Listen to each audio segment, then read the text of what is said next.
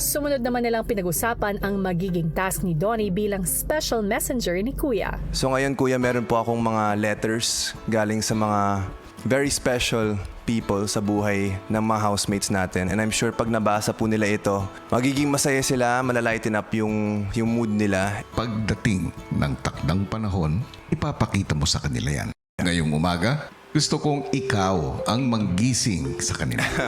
Mula dito, sa confession room, tanging ang boses mo ang maririnig nila. Pero hindi dapat nila makilala kung sino ka. Kaya mo? Kayang-kaya po kuya. Ang housemates, walang kamalay-malay na espesyal na bisita ang gigising sa kanila. Masyadong masarap yung tulog nyo.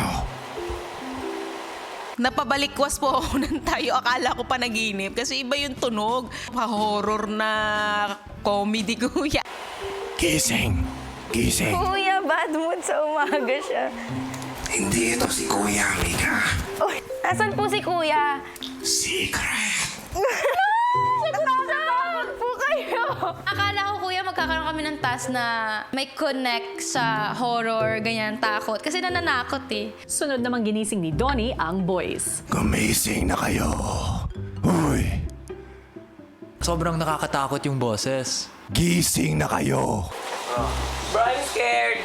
Huwag ka maging scared, Sneer.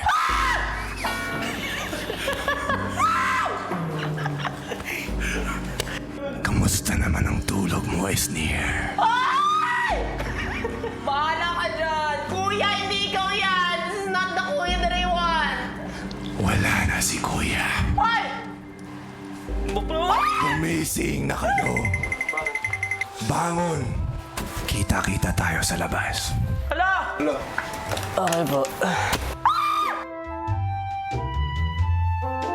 Lingid sa kaalaman ng housemates, si Donnie patuloy pa rin kausap ni Kuya. Tulad nung nabanggit mo, may daladala kang mga sulat mula sa mga loved ones sila. Bukod dito, Donnie, may isa pa akong gustong ipakatid sa iyo. At ito naman ay mga regalo mula sa mga loved ones sila.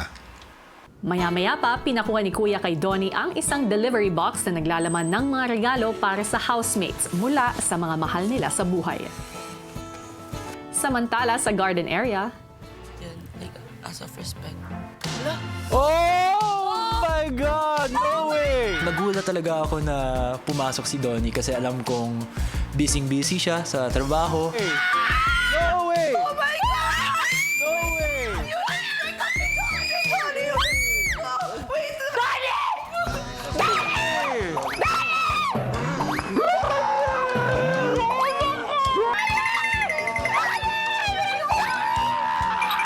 Sobrang saya ko, kuya.